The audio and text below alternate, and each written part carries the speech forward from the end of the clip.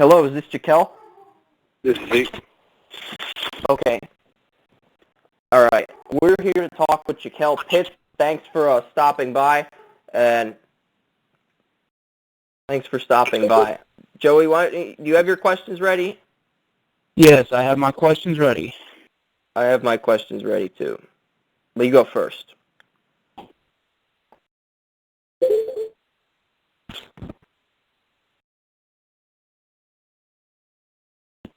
You going first? I thought you were going first. Okay, I can go first. Yes. Hello, Jaquel? Yes. Yes, welcome to the podcast. I'm Joseph Potter of Draft Evolution. How are you doing today? I'm doing great. How's the draft process treated you so far? It's been treating me well. I've just been working out, and I continue to hone in on my craft and get better in all areas of my game, and talking to teams and going to pro days and getting ready for the draft.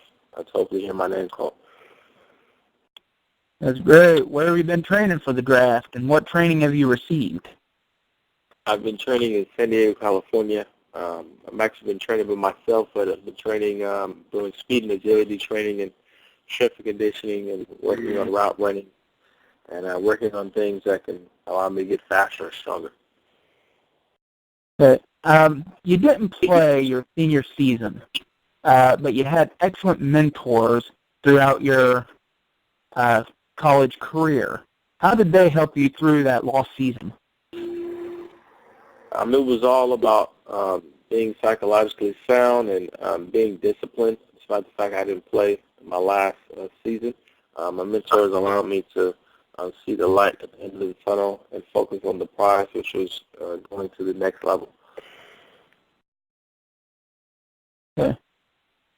Your game tape, for some reason, looks better than your practice tape. For you, what's the difference between game day and practice? Game day is very live and very exciting because in the games you get to win. Winning is very important. Winning conference championships is important, and seeing the fans and scoring touchdowns is amazing because you get to interact with the fans. I do a great job of interacting with the fans. So in practice, it's a little bit more intense because the coach is trying to execute his game plan before the game. So he's trying to make sure that whatever you're doing is perfect. So you may experience a little bit more instruction and a little bit more intensity in practice as compared to a game. Compared to a game, it's all about making adjustments when certain moments happen. You went to 4 colleges in 4 years. How does that help you understand the NFL as a business?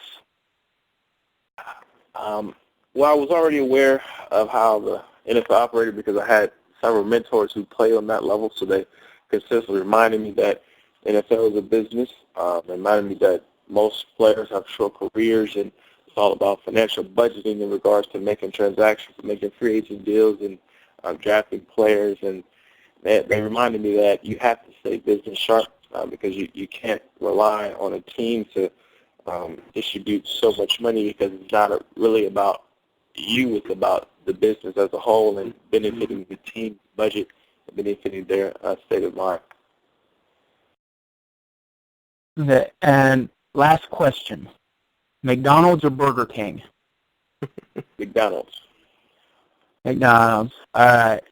Thank you for coming on, Chris. I loving it. I'm a McDonald's guy too. So tell me, what was your life like in a foster home before football, and how did that influence you to become the person you are today? It was very interesting.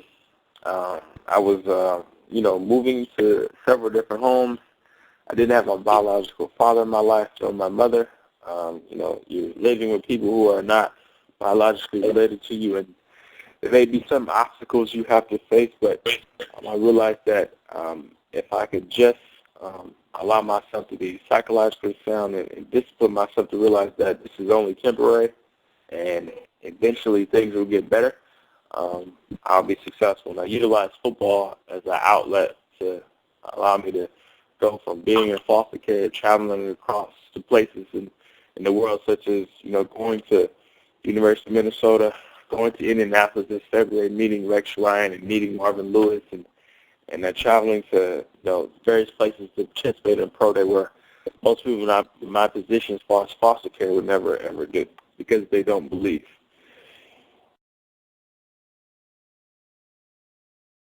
Yep.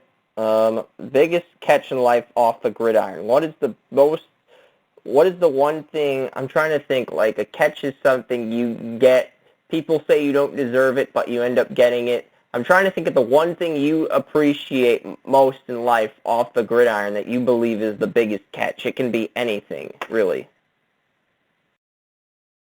I would say just life in general.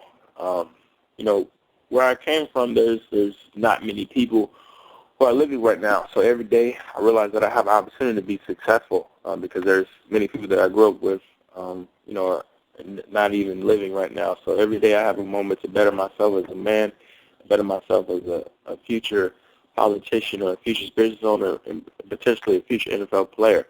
So that's the best thing that can happen to me right now.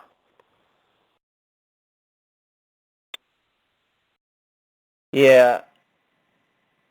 I'm a Patriots fan as well because my parents met in Boston. I had a Bledsoe jersey when I was a kid, and then I got accustomed to Tom Brady being there. But tell everybody why you like the Patriots growing up, and go ahead and discuss some of the other teams you enjoy watching as well.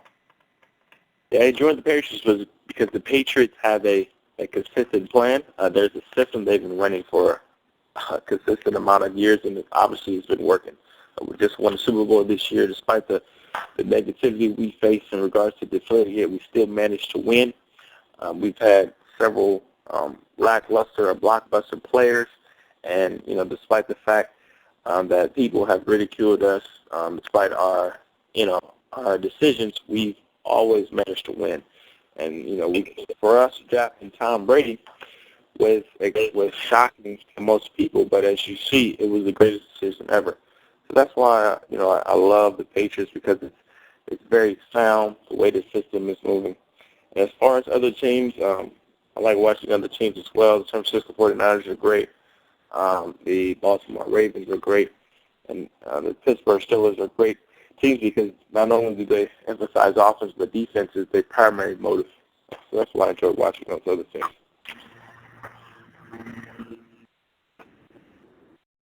The fourth question is, what types of speeches do you give younger ones as a motivational speaker about how you grew up and what they can do to grow up and better themselves?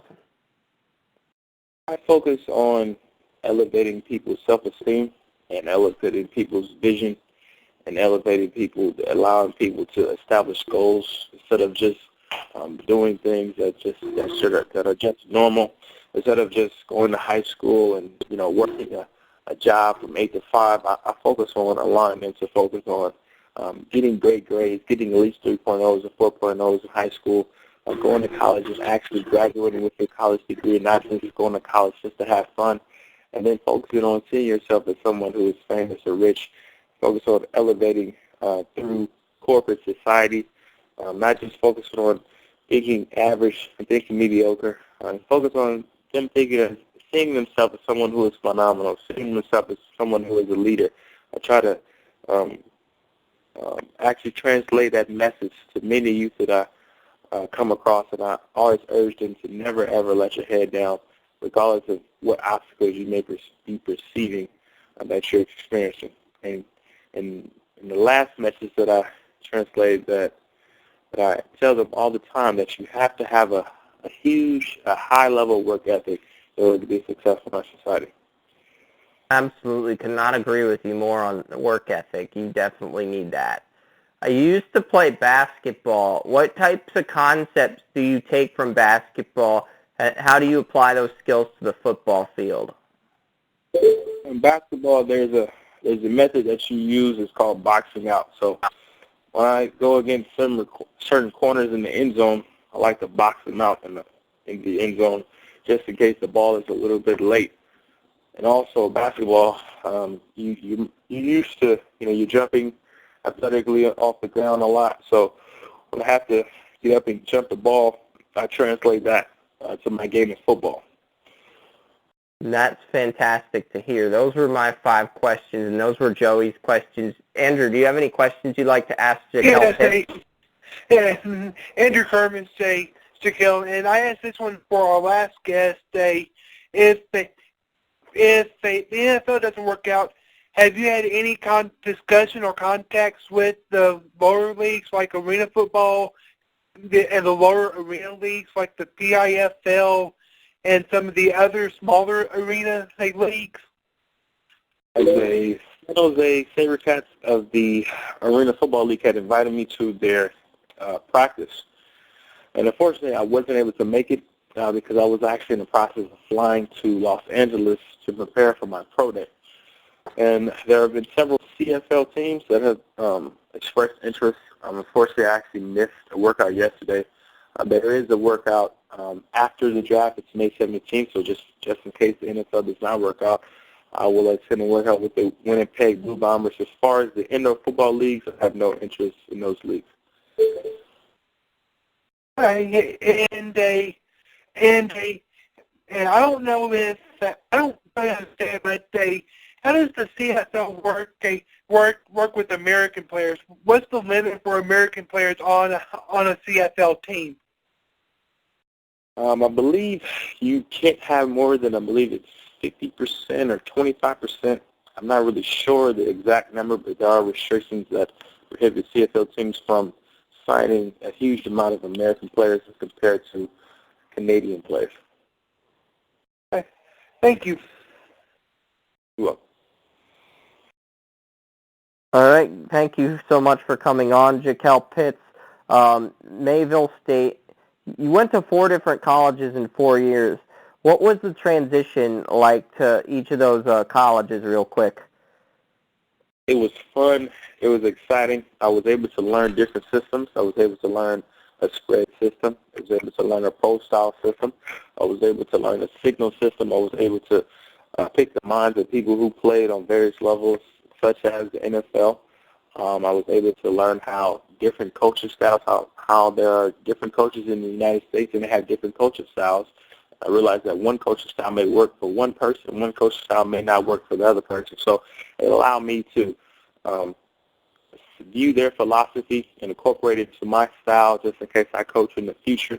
It allowed me to have a high-level work ethic, enhance my strength, enhance my mentality to prepare me for the next level.